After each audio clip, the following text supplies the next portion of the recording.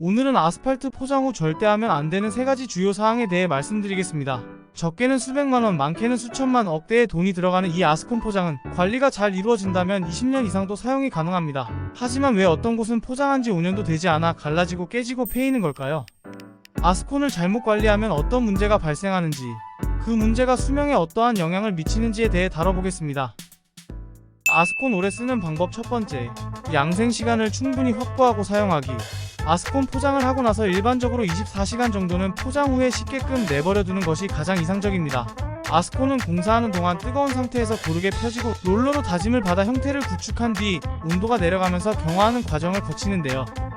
도로 및 교통 분야에서 상당한 권위를 가진 미국 도로교통공무원협회에서 제공하는 일반적인 지침에 따르면 24에서 48시간 정도 초기 경화에서 아스팔트의 강도가 상당히 증가한다고 합니다.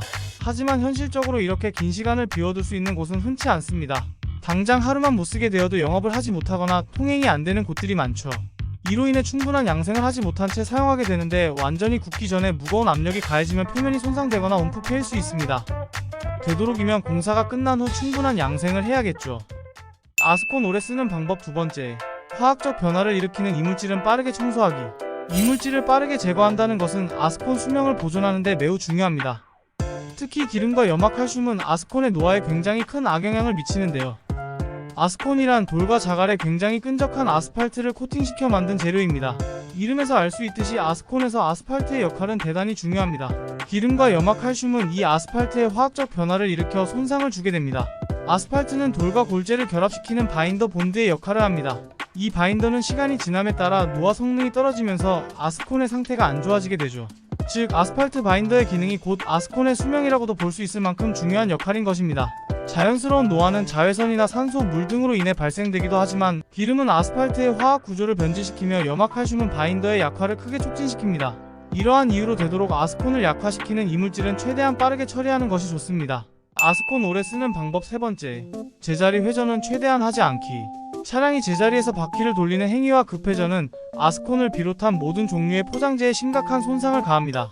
아스콘은 처음 포장할 때 큰 롤러들이 다짐을 하지만 공사가 끝난 이후에 차량이 지나다니면서 지속적으로 하중을 받습니다.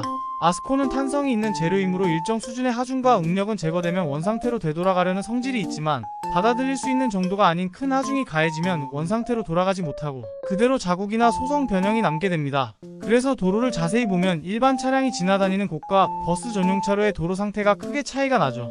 또한 차량이 제자리 회전을 할 때는 단순히 차량이 지나갈 때보다 훨씬 더 큰 하중과 마찰력을 아스콘에 가하게 되는데요. 차량이 움직이지 않고 바퀴를 돌릴 때 타이어와 아스콘 사이의 정지 마찰력이 크게 작용합니다. 이때 발생하는 비틀림 응력은 아스팔트 표면에 심각한 손상을 일으킬 수 있으며 차량의 하중이 한 지점에 매우 집중됩니다. 제자리 회전 시 발생되는 마찰력은 차량이 지나갈 때보다 최대 5배 이상 크게 발생할 수 있으며 특히 대형 트럭이나 지게차가 제자리에서 바퀴를 돌릴 경우 일반적인 승용차의 약 20에서 30배 더 큰 하중을 가할 수 있습니다. 이상으로 아스콘 포장하고 나서 하지 말아야 할 행동 타프 3에 대해 알아보았습니다. 감사합니다.